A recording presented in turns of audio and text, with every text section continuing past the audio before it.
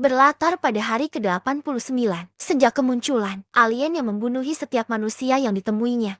Di mana alien di film ini merupakan jenis alien tunanetra alias tidak bisa melihat dan hanya memburu atau memangsa korbannya berdasarkan bunyi-bunyian atau suara. Sehingga satu-satunya cara untuk tetap bisa bertahan hidup adalah dengan diam. Jangan berisik, jangan sendawa, dan jangan suka ngomel-ngomel.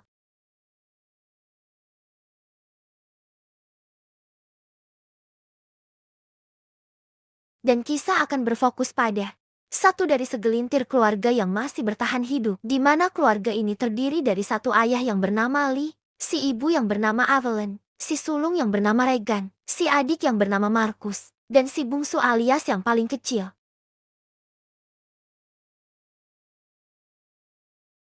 Mereka berlima selamat dari ancaman alien berkat kedisiplinan dan aturan ketat yang diterapkan oleh ayahnya. Seperti menggunakan bahasa isyarat untuk berkomunikasi satu sama lain, tidak memakai alas kaki, dan sengaja menabur pasir di sepanjang jalan setapak, untuk supaya langkahnya tidak terlalu berisik. Karena perlu diingat bahwa alien yang berkeliaran ini memiliki pendengaran yang super sensitif, sehingga suara kentut yang peperepetan pun akan terdengar sangat jelas oleh si alien. Sehingga, tolong dijaga liang taimu supaya tidak mendut sembarangan. Saat ini, mereka sedang luring di minimarket terbengkalai ketika ayah dan ibu sedang sibuk mengambil keperluan penting. Si bungsu yang masih kecil terlihat berada di rak mainan dan bermaksud untuk mengambil sebuah pesawat mainan yang nyaris saja jatuh dan tak cukup sampai situ. Saat hari sudah gelap dan mereka bermaksud untuk pulang, si bungsu kembali berulah saat dirinya keke ingin membawa pulang mainan pesawat tersebut. Di mana si ayah mencoba membuatnya mengerti bahwa mainan ini terlalu berisik. Ya deh, sambil mencopot satu persatu batu baterainya secara perlahan. Saat orang tua sudah pergi duluan, Regan si sulung yang kasihan dengan adik diam-diam mengizinkan si bungsu membawa pulang pesawat tersebut tanpa baterainya. Namun saat Regan sudah pergi, si bungsu yang masih polos pun lagi-lagi berulah dengan mengambil baterai yang sudah ayahnya copot. Sehingga jangan salahkan Ahmad Albar apabila nanti terjadi sesuatu yang tidak diinginkan.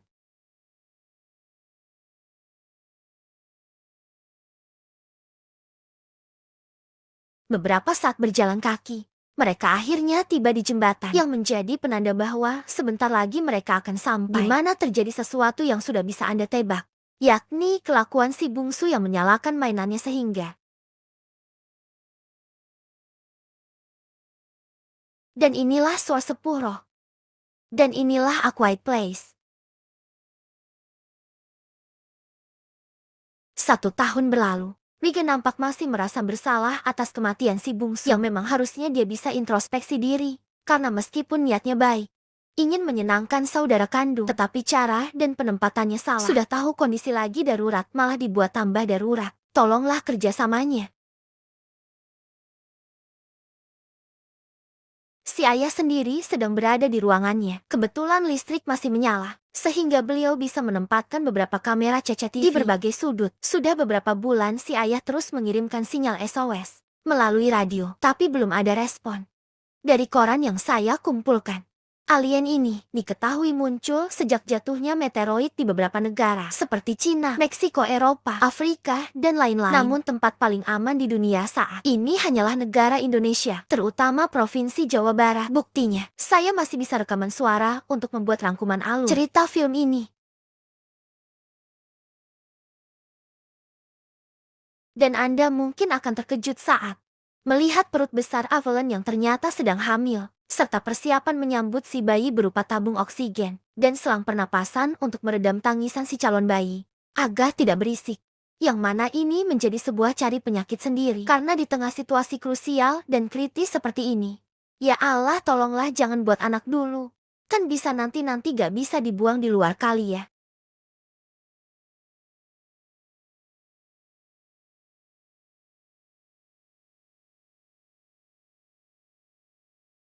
Saat malam menjelang, terlihat beberapa cahaya muncul di kejauhan. Pertanda bahwa keluarga ini bukanlah satu-satunya manusia yang masih hidup. Mereka pun makan malam dengan pes lauk atau pepes ikan atau pepes ikan yang dipepes.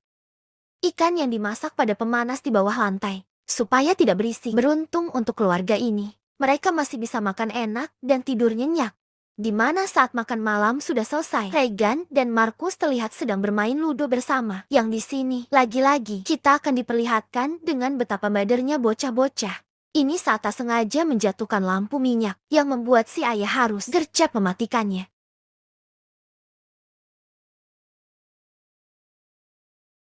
Beruntung kejadian barusan tidak sampai memancing alien itu datang.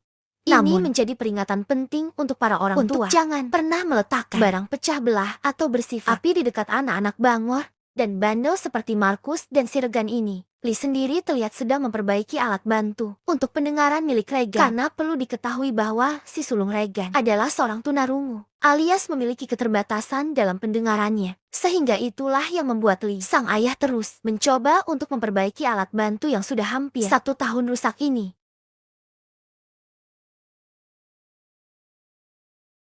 Keesokan paginya kita akan diperlihatkan dengan kelakuan si Bubble Regan yang berniat untuk turun ke ruangan kerja ayahnya. Di Medali langsung mengkewatnya dan mencoba untuk memberi pengertian bahwa di bawah sana terdapat banyak sekali barang dan alat elektronik yang bisa menimbulkan suara bising. Apalagi Regan memiliki keterbatasan dalam pendengaran. Ditakutkan tidak sadar jika ada barang elektronik yang menyala. Namun Regan yang bangkar wara pun justru malah ambek. Sehingga Lee mencoba untuk membencongkan atau menyenangkannya dengan memberikan dia alat bantu pendengaran yang sudah dia perbaiki selama berbulan-bulan, di mana mengaku bahwa dirinya sudah memodifikasi alat bantu pendengaran tersebut agar bisa meningkatkan frekuensi suara yang diharapkan akan membantu Regan untuk bisa mendengar lebih jelas. Tetapi Regan yang tidak tahu terima kasih dan tidak tahu diuntung pun justru malah menyepelekan upaya ayahnya, bahkan beberapa kali mengibaskan tangan ayahnya saat beliau akan memasangkan alat tersebut pada telinga si Regan ini. Ia anak setan.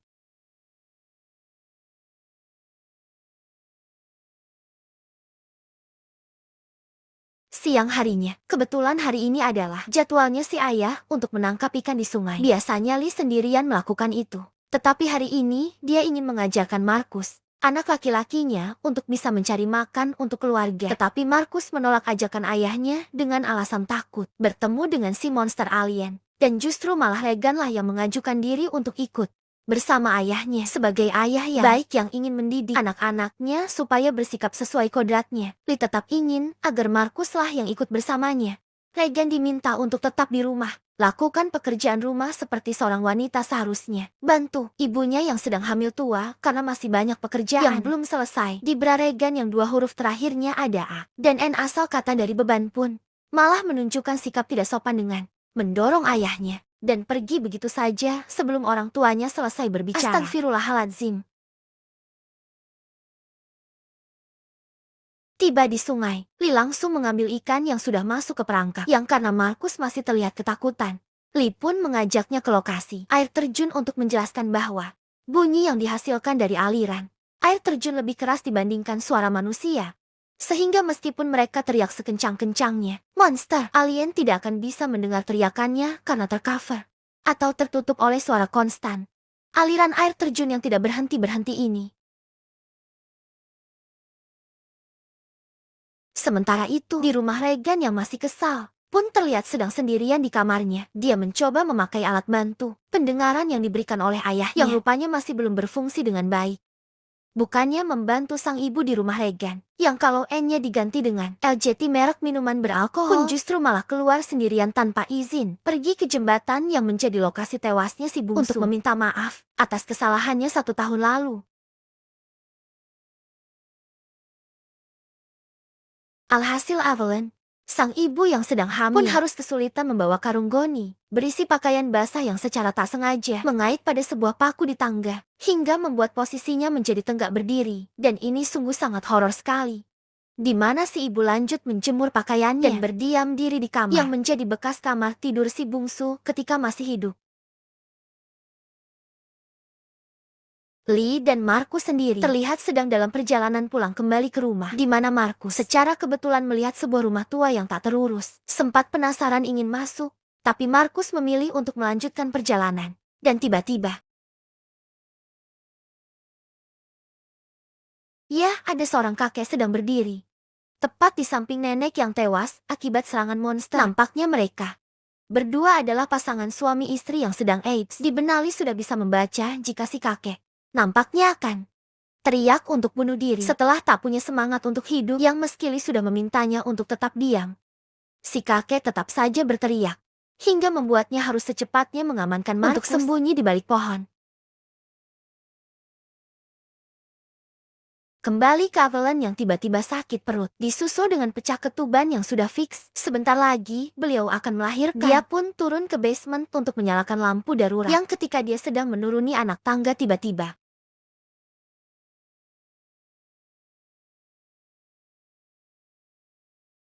ya, Evelyn tak menyadari ada paku yang tadi sudah tegak berdiri. Dia pun kacugak, tapi tidak bisa teriak. Evelyn langsung menyalakan tuas lampu darurat agar suaminya bisa segera pulang. Yang ketika dia akan kembali ke atas, tiba-tiba muncul si monster, terpancing datang sesuai bunyi yang jatuh tadi. Sehingga Evelyn tak punya pilihan lain selain mengambil jam waker dan bersembunyi di sudut ruangan agar si monster tak menyadari keberadaannya.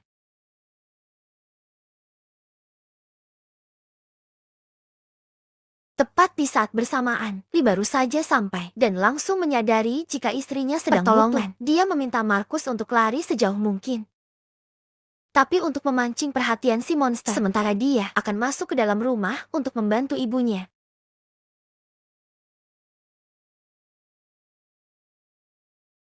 Adalah momen tegang yang sesungguhnya akan terasa ketika Evelyn diharuskan melahirkan dengan mulut tertutup. Bayangkan betapa sakit melahirkan tapi dituntut untuk tidak boleh teriak. Namun Evelyn punya kesempatan untuk ngeden dan berteriak satu kali saat kembang apinya sudah dinyalakan, sehingga dia sukses melahirkan songgok bayi dalam situasi yang krusial seperti ini.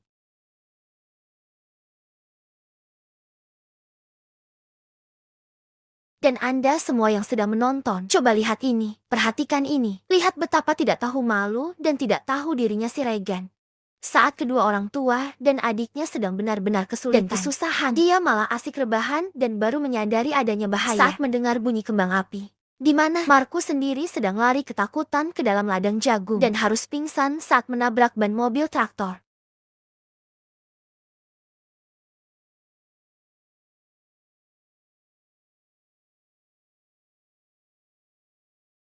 Tak lama Regan pun sampai di ladang jagung. Yang di situ dia seketika berhenti saat melihat lampu senter yang berasal dari Markus adiknya. Di mana Regan yang tunarungu pun tidak menyadari adanya kemunculan monster tepat di belakangnya. Yang di sini kita akhirnya akan diperlihatkan dengan satu-satunya kelemahan monster alien ini saat dirinya terganggu oleh frekuensi yang dihasilkan dari alat bantu pendengaran yang dipakai Regan. Yang ternyata cara si monster melihat sekitar sama seperti saat kelelahan, mengeluarkan bunyi ultrasonik dan memantulkannya kembali untuk memberi gambaran objek di sekitar, yang karena frekuensi yang dihasilkan alat bantu pendengaran tersebut sudah dimodifikasi dan sengaja ditingkatkan. Frekuensinya secara tak sengaja dapat mengganggu pendengaran si monster, yang membuatnya tidak tahan lama-lama berada di dekat dengan sumber frekuensi tersebut. Regan pun berhasil menemukan Markus adiknya, sementara Lee berhasil menemukan Evelyn yang tengah tergulai lemas di kamar mandi. Dia sukses melahirkan bayinya tanpa bantuan para bidan, dokter, dan tanpa kartu BPJS, di mana Lee langsung membawa istri dan bayinya ke ruangan rahasia di bawah basement yang memang diperuntukkan untuk situasi seperti ini. Si bayi sendiri dipakaikan masker oksigen agar tangisannya tidak berisik dan dimasukkan ke dalam sebuah kotak kayu yang sebelumnya sudah dipersiapkan. Di mana Evelyn mempertanyakan tentang kondisi Regan dan Markus yang tidak ikut bersamanya. Sehingga harus Lily jugalah yang diandalkan untuk menyelamatkan dua bocah beban tersebut.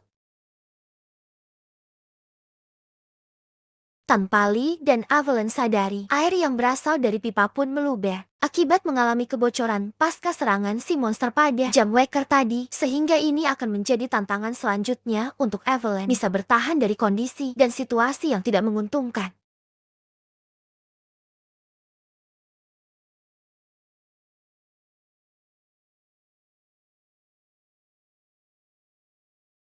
Biji jagung, tempat biasa ayahnya menyendiri, di mana Regan mengajak Markus adiknya untuk turun dan mencari tempat sembunyi lain yang lebih tertutup dan lebih aman. Namun Markus menolak ajakan kakaknya, karena tempat tertutup justru akan menyulitkan sang ayah menemukan mereka. Yang di sini, Lagi-lagi kita akan diperlihatkan dengan betapa menyebalkan dan membagongkannya si Regan saat dirinya suuzan kepada ayah sendiri dengan menganggap bahwa Lee tidak akan mencari mereka berdua.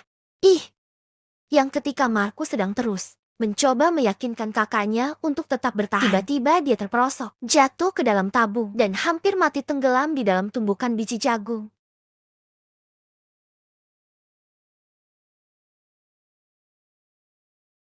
Tepat di saat bersamaan, Avalon baru siuman saat air sudah membanjiri seluruh ruangan bawah tanah, yang di situ sudah ada satu monster yang terpancing oleh suara gemericik air. Dengan perlahan Avalon pun mengambil bayinya tepat di depan, mengungsi monster, dan langsung bersembunyi di belakang air yang mengalir dari atas, untuk supaya tangisan bayinya tersamarkan oleh suara aliran air tersebut.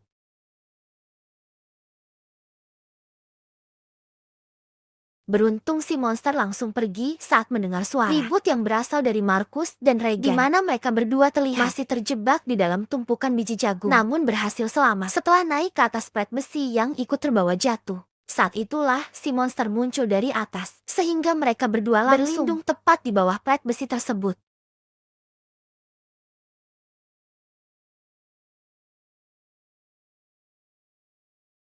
Ya, frekuensi yang dihasilkan alat bantu pendengaran Regan pun kembali membuat si monster lari terbirit-birit, sehingga keduanya berhasil selamat dan langsung memeluk Lee yang berada di luar. Mereka semua masih belum menyadari tentang frekuensi yang menjadi kelemahan si monster, sehingga Lee menyuruh kedua anaknya untuk bersembunyi di dalam mobil bekas saat mendengar gerakan monster yang berada cukup dekat dengan mereka.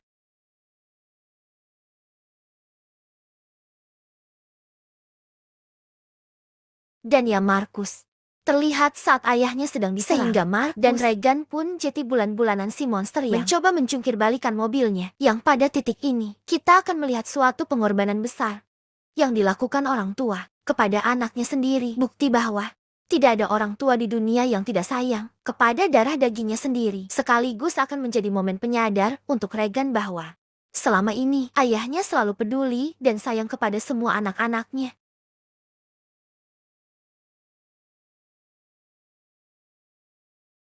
Regan dan Markus pun kembali pada Avalon yang menunggunya depan rumah yang satunya lagi. Mereka pun turun ke ruangan basement yang menjadi tempat kerja Lee, yang sempat dilarang dimasuki oleh Regan tempo hari. Di situ, Regan cukup terkejut dengan effort atau upaya ayahnya yang selama ini terus meneliti dan mencari bantuan di luar sana, sekaligus dibuat mewah saat melihat pekerjaan sang ayah yang selama ini terus perbaiki alat bantu pendengarannya tanpa Regan belum bisa berterima kasih atas semua perjuangan yang telah beliau lakukan. Baru nyadar ya mau kansak.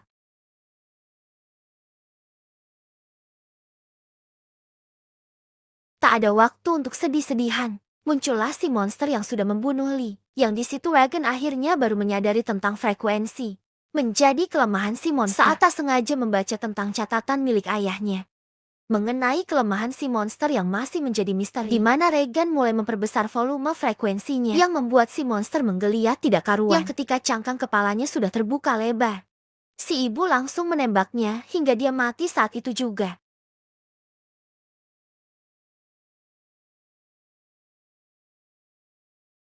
Akibat dari suara tembakan barusan, semua monster yang ada di wilayah ini pun mulai berdatangan menuju ke rumah ini di mana Rega dan Si sekarang sudah tidak perlu khawatir lagi karena mereka hanya perlu menambah volume frekuensinya menggunakan speaker, sehingga